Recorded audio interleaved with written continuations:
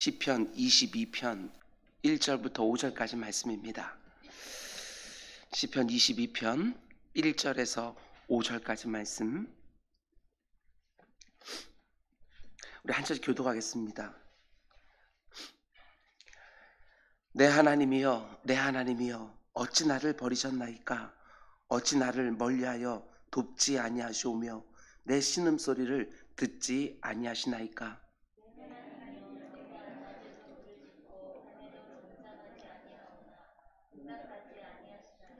이스라엘의 찬송 중에 계시는 주여, 주는 거룩하시니이다.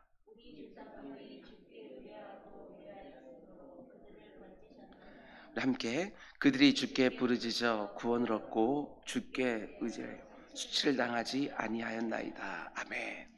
우리 잠시 기도하겠습니다. 사랑하신 주님 감사합니다.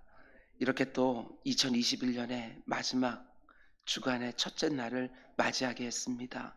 내 주 아버지 하나님, 이번 한 주 지나온 1년을 잘 정리할 수 있도록 인도하여 주시고, 그리고 새롭게 시작되어진 한 해 소망과 기대를 담아 잘 계획하는 우리 모두가 될 수 있도록 인도하여 주시옵소서.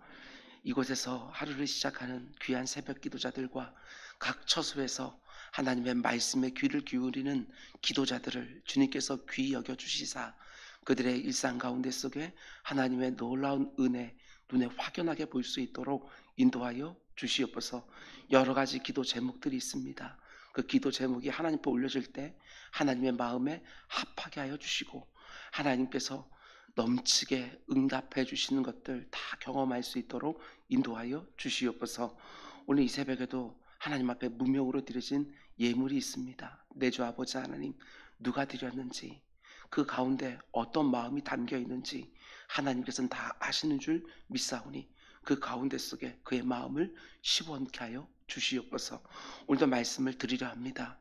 부족한 종 하나님의 말씀 증거할 때에 성령 하나님께서 역사하여 주시사 사모하는 심령 가운데 속에 그 말씀 잘 심기게 하시고 말씀이 성취되는 것들 간증으로 우리 모두가 다 받을 수 있도록 인도하여 주시옵소서. 이 모든 말씀 예수님의 이름으로 기도드렸습니다. 아멘, 아멘. 오늘도 좋은 날입니다. 하나님께서 우리들에게 좋은 건 예비해 놓고 마음껏 부르짖으며 사모하라고 말씀하십니다. 오늘도 하나님께서 우리를 부르신 그 뜻들이 다 이루어지기를 주님의 이름으로 축복드립니다. 아멘. 오늘 새벽부터 다시 날마다 새로운 기도라는 주제로 시편 말씀을 함께 묵상하겠습니다. 오늘 말씀의 제목은 하나님에 대한 믿음으로 내 상한 마음과 생각을 붙들어내라, 이런 제목으로 말씀 전하도록 하겠습니다.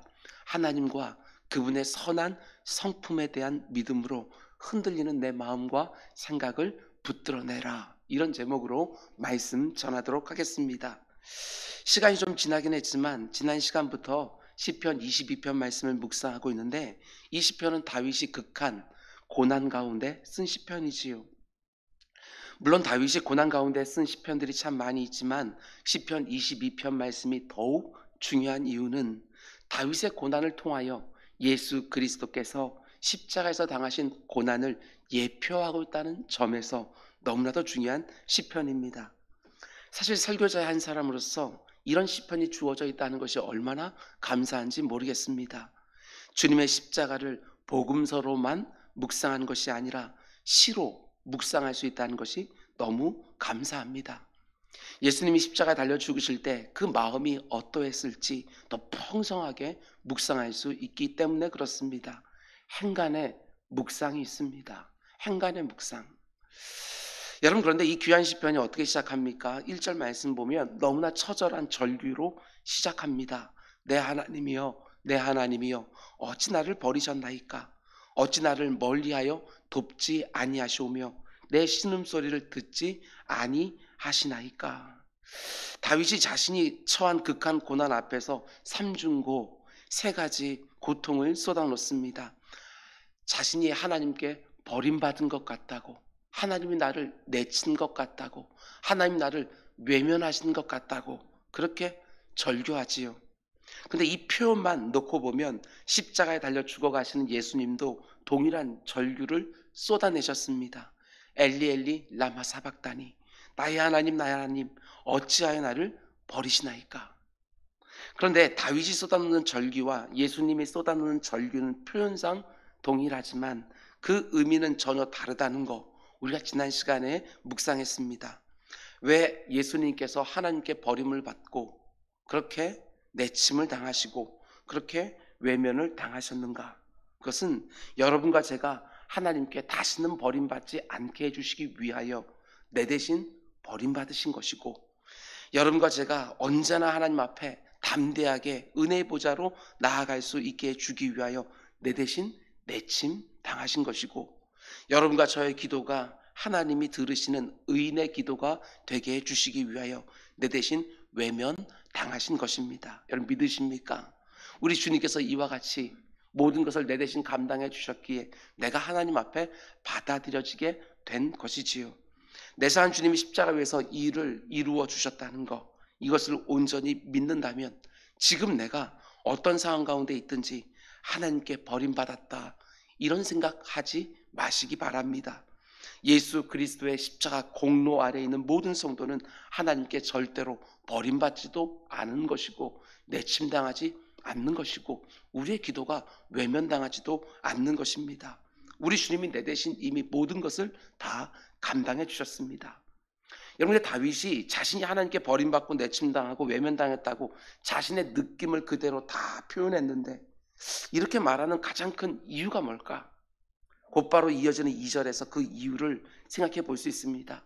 이게 얼마나 기도자에게 큰 아픔인지 한번 들어보시기 바랍니다. 내 하나님이요. 이렇게 고난 가운데 속에서도 다윗은 여전히 나의 하나님 이렇게 고백하고 있는 것입니다. 그런데 왜 이렇게 마음이 아픕니까?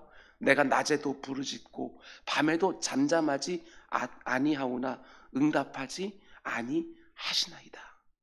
지금 다윗이 극한 고난 가운데 낮에도 부르짖고 밤에도 그 부르짖는 것을 그치지 않고 있는데 바로 앞에 나오는 1절 말씀 보면 심지어 이런 표현도 사용합니다. 어찌하여 내 신음소리를 듣지 아니하시나이까. 우리가 부르는 복음성가를 보면 하나님은 나의 신음소리까지도 들으신다 이렇게 우리는 고백하는데 지금 다윗의 그 느낌은 하나님께서 내 신음소리조차도 외면하시는 것 같다고 이렇게 고백하는 것이지요. 다윗을 지금 너무나 힘들게 하는 게 무엇입니까? 하나님이 그 고통스러운 신음소리까지도 외면하는 것처럼 느껴지는 것입니다. 그래서 다윗이 하나님께 묻는 거지요. 질문하는 것입니다. 나의 하나님, 나의 하나님, 내가 그렇게 밤낮으로 부르짖고 있는데 어찌하여 이리도 잠잠하실 수가 있습니까? 하고 묻는 거예요. 지금까지 살아오면서 혹시 이 다윗처럼 내가 아무리 밤낮 부르짖어도 하나님이 전혀 응답해 주지 않아서 너무나 고통스러웠던 그런 경험 해보신 적이 있으셨습니까?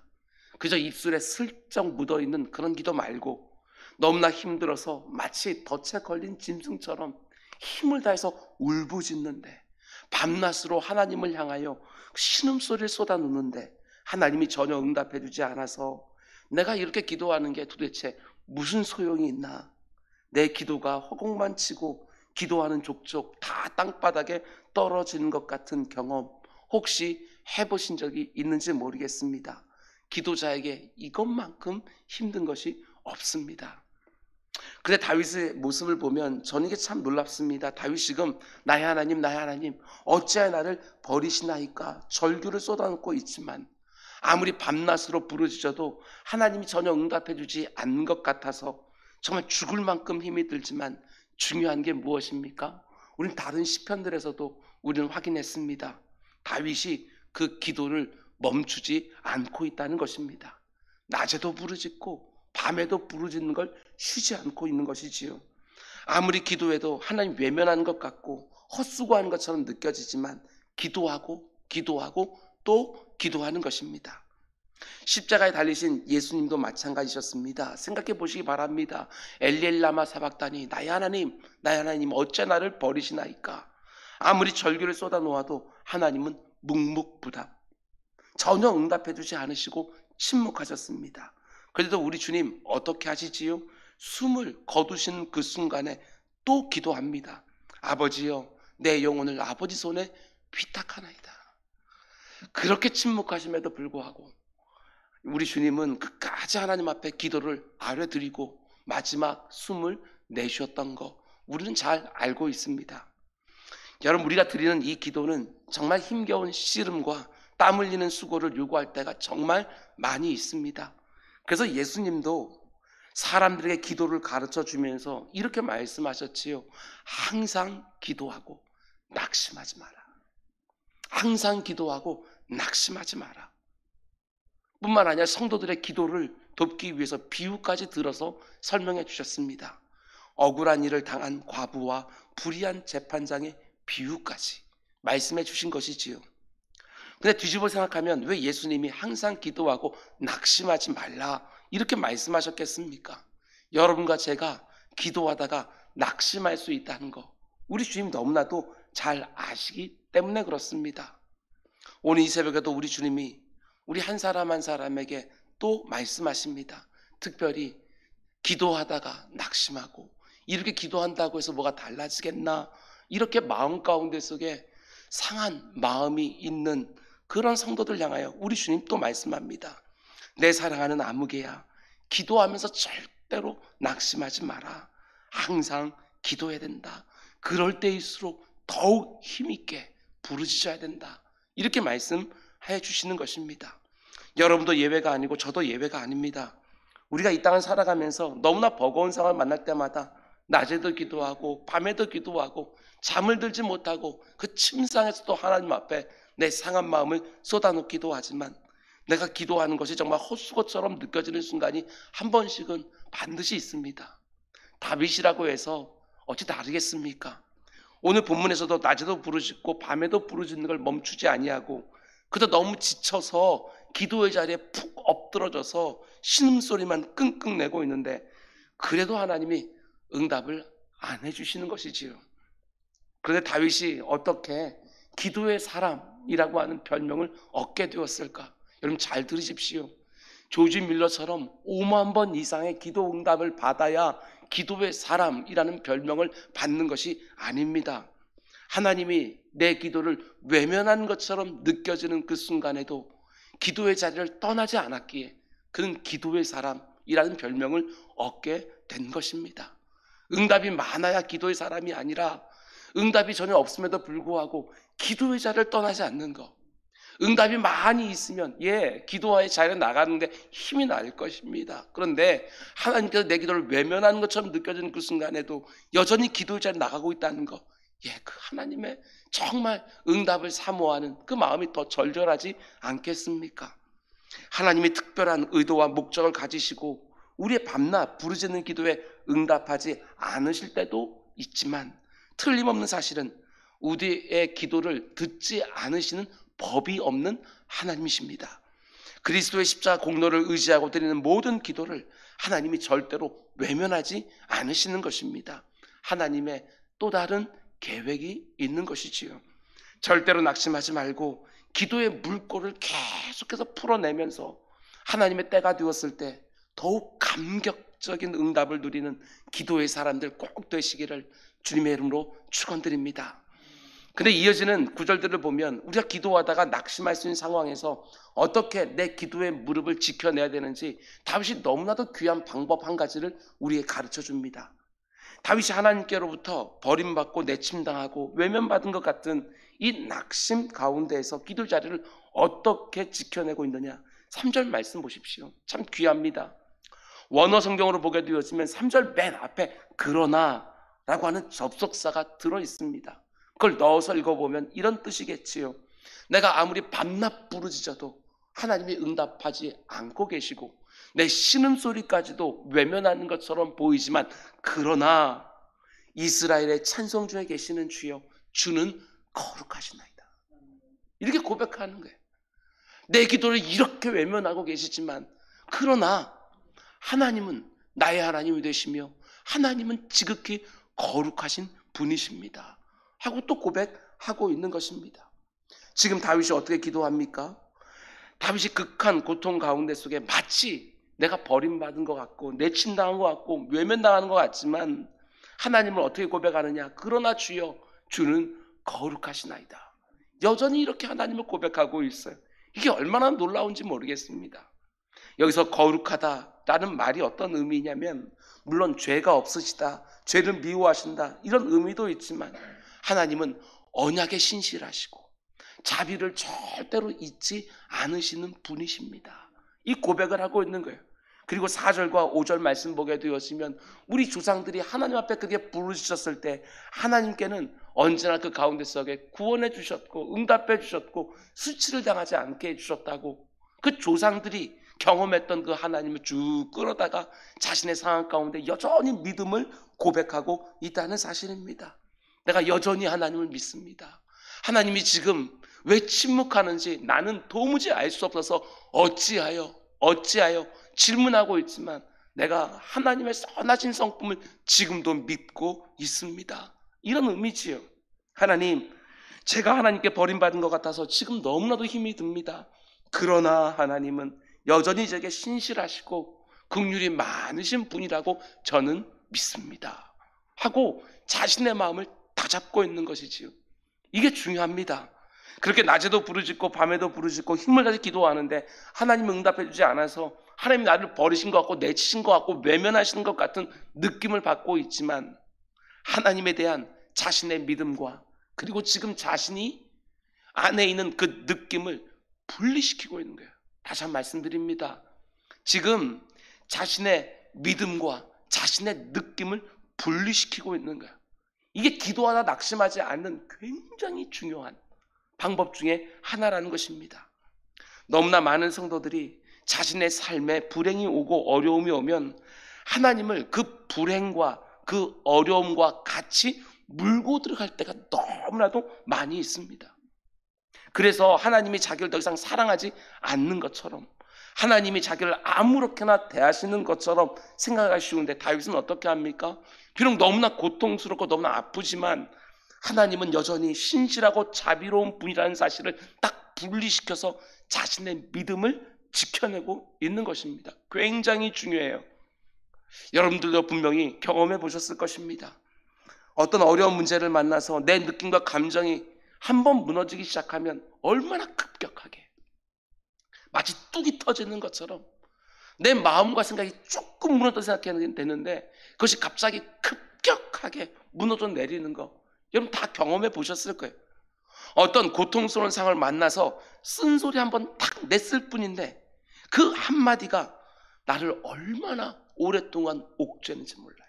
그 한마디가 내 슬픈 감정에서 새어나오는 잘못된 생각 하나가 나를 얼마나 오랫동안 짓누르는지 몰라요. 절대로 그렇게 하지 말라는 것입니다. 상황이 아주 조그만 것인데 그 가운데서의 내 말 한마디, 내 생각 하나가 이걸 엄청나게 크게 만들어서 내 믿음을 다 빼앗게 하는 경우가 얼마나 많이 있는지 모른다는 것입니다. 하나님, 나는 고난당하고 있고 나는 마치 하나님께 버림받은 것처럼 그런 아픔이 있지만 내가 여전히 믿는 것은 하나님 한 분밖에 없습니다. 내 느낌과 내 믿음을 분리시켜내라. 하나님은 언제나 나와 함께하고 계시고 나와 가까이 하기를 즐거워하시고 내 기도에 신실하게 응답하시는 분이라는 거 저는 지금도 믿고 있습니다. 하나님을 끝까지 믿고 의지하는 백성을 절대로 망하지 않게 하신다는 거, 하나님이 어떤 뜻을 가지고 계시지 모르지만 나는 걸 몰라서 이렇게 고통스럽지만 하나님께서 나를 언제나 선대하신다는 거, 나 그거는 분명히 믿고 있습니다. 이 믿음의 고백이 그 뚝이 무너지려고 할 때 그걸 꽉 틀어막게 되어지는 놀라운 역사를 일으키는 기도라고 하는 사실, 여러분 이걸 우리는 붙들어야 되는 거예요. 하나님의 그 귀한 성품을 내 느낌에서부터 분리시켜내기를 바랍니다. 제가 어제 말씀드린 것처럼 이 느낌이라는 건 믿을 만한 게 하나도 없습니다. 악한 사단 마귀가 내 느낌을 얼마나 잘 사용해서 그 가운데 내 믿음을 앗아가려고 하는지, 여러분 슬픈 마음이 있습니까? 상한 마음이 있습니까? 뭔가 하나님께 섭섭하고 내 곁에 있는 사람들에게 마음에 좋지 않은 생각들이 이렇게 불쑥불쑥 올라옵니까? 그것들을 꽉 짓누르고 다시 하나님의 선하신 성품으로 다시 꽉 집중할 때 내 마음을 다잡을 수 있는 것이지, 조금 무너지기 시작하면 다 무너지기 시작하는 거예요. 감사도 빼앗기고 기쁨도 빼앗기기 시작하는 거예요.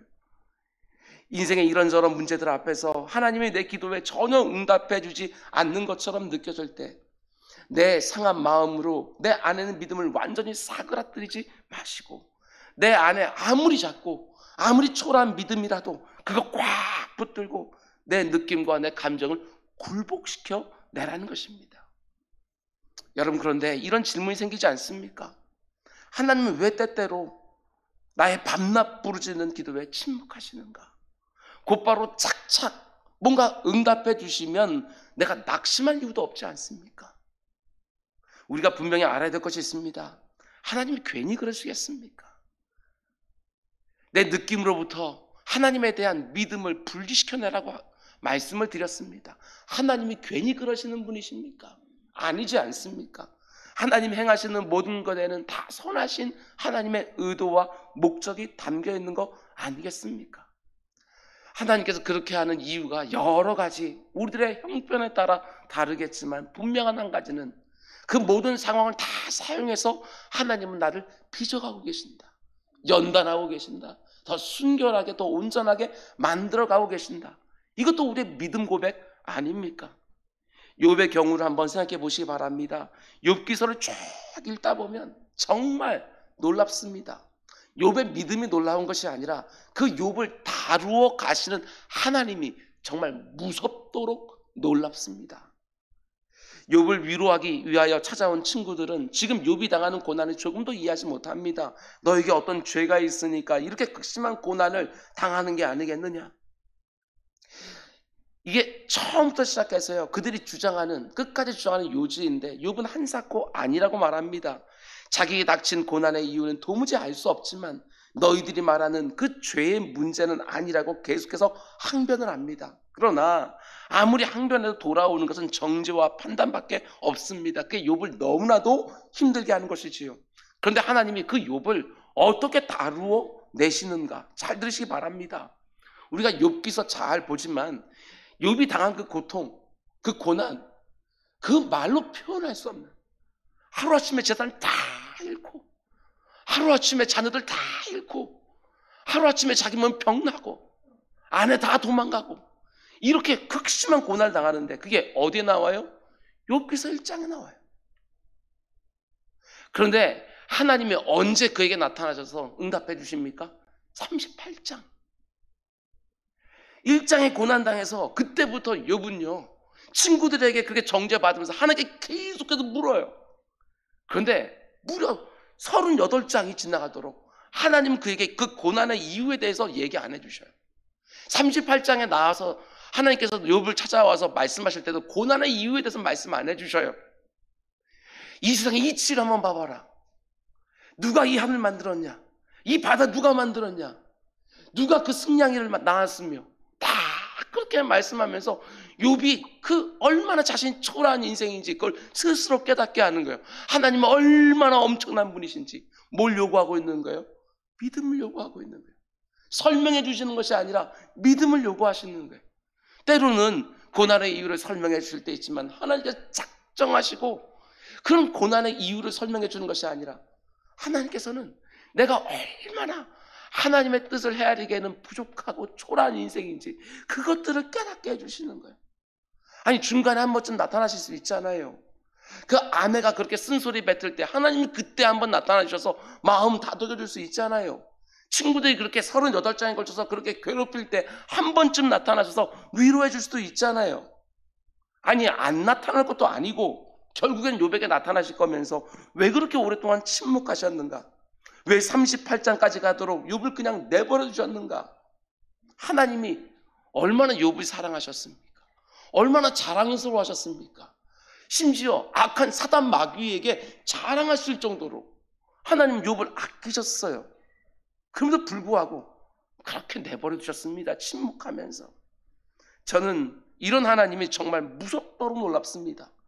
중간에 얼마든지 욥을 찾아가 주셔서 그를 격려하고 응원해 줄 수 있음에도 불구하고 그렇게 오랫동안 침묵하시면서 하나님은 뭘 하시는 겁니까? 자신이 사랑하는 욥을, 우리가 잘 아는 것처럼 정금처럼 빚어가고 계셨습니다. 결국 욥이 고백하지 않습니까?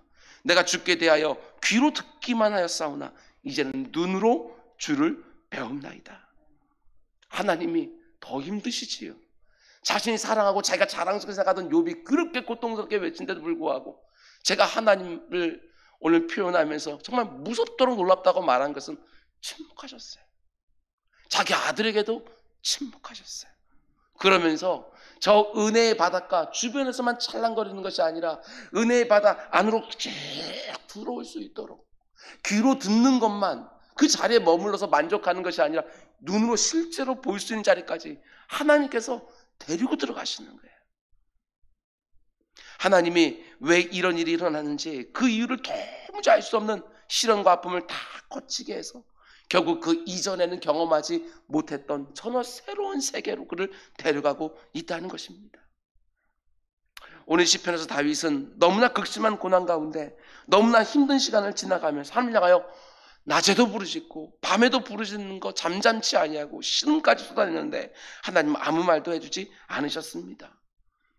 다윗은 절규합니다. 나의 하나님 나의 하나님 어찌하여 나를 버리시나이까. 어찌하여 이유를 모른다는 것이지요. 마치 욥이 1장에서부터 38장까지 절규했던 것처럼 다윗도 지금 이렇게 절규하고 있습니다. 분명한 것은 욥이 고백했던 것처럼 다윗도 때가 되어지면 분명하게 고백하게 될 것입니다. 마찬가지로 오늘 다윗이 느끼고 있는 고통을 똑같이 느끼고 있는 우리 중에 누군가도 때가 되면 분명히 고백하게 될 것입니다. 내가 전에는 주께 대하여 귀로만 들었지만 이제는 주를 눈으로 보나이다. 그러므로 여러분, 내가 지금 당하고 있는 모든 고통과 아픔에서 하나님을 우리 분리시켜 냅시다. 내 느낌과 상관없이 하나님은 선하신 분이시고 하나님은 나를 사랑하여 자기 아들을 내어주신 분이시고 지금도 눈동자처럼 나를 지켜주시는 분이시고 지금 나는 이렇게 너무너무 힘들지만 우리 믿음의 고백은 내 우편에 그늘 대주셔서 졸지도 않으시고 주무시지도 않으시고 사망의 음침한 골짜기에서도 광야 한복판에서 나와 함께 동행하신 하나님이라고 믿음을 고백하고 그 어떤 상황 속에서도 하나님의 그 선하신 성품 꽉 붙들고 하나님과 함께 모든 순간들 이겨내고 넘어가고 버티고 견디는 우리 모두가 될 수 있기를 주님의 이름으로 축원을 드립니다. 기도하겠습니다. 사랑의 주님, 모든 기도자들이 귀로 하나님을 듣는 것에 그치지 않게 하시고 눈으로 보는 새로운 신앙의 지평으로 들어가게 되어진 놀라운 역사 경험할 수 있도록 인도하여 주시옵소서. 저 나라에 가게 되어지면 얼굴과 얼굴을 대면하여 주를 보게 되겠지만 이 땅에서는 때때로 주님의 얼굴을 감추신 것처럼 보여서 너무나도 힘들 때도 있습니다. 그때 믿음을 사용하여 그러나 주여 주는 거룩하시나이다. 주는 자비로우신 분이시나이다. 고백하면서 악한 사단에게 틈을 주지 아니하고 내 마음과 생각을 지켜나가는 우리 모두가 되게 하여 주시옵소서. 이번 한 주간도 하나님의 놀라운 역사를 사모하며 기도의 자리에서 승리하고 일상에서 기도에 응답되는 것 보는 우리 모두가 되게 하여 주시옵소서. 이 모든 말씀 예수님의 이름으로 기도드렸습니다. 아멘. 너는 이렇게